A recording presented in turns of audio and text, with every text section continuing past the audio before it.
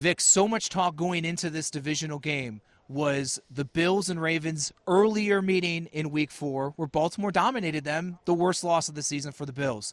What was different tonight in a divisional round win for Buffalo? Well, we know what the headline was of that game in September, that the Ravens physically manhandled the Bills.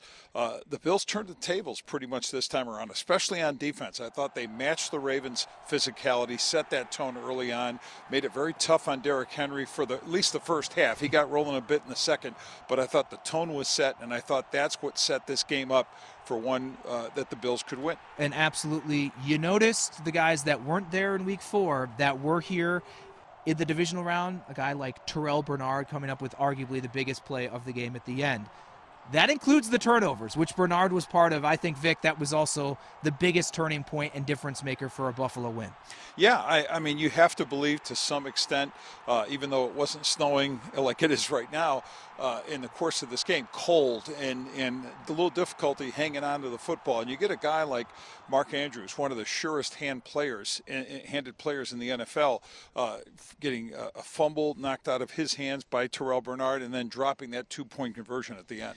Now we look ahead to Kansas City, and I think the conversation will actually include Josh Allen this time around. Amazingly, the Bills win a playoff game where we're not really putting the potential MVP at the top of the list. Your early, quick thoughts on facing the Chiefs with a trip to the Super Bowl on the line? Yeah, look, the Kansas City team's signature all season, they won a lot of games, but they've been wins that you wonder how they've done it, and it's finding a way to win. I don't know that that's good enough, frankly, in the playoffs. Yeah, they got by Houston, but I think the Bills bring a different effort to Kansas City, a lot of confidence from that win that they had here.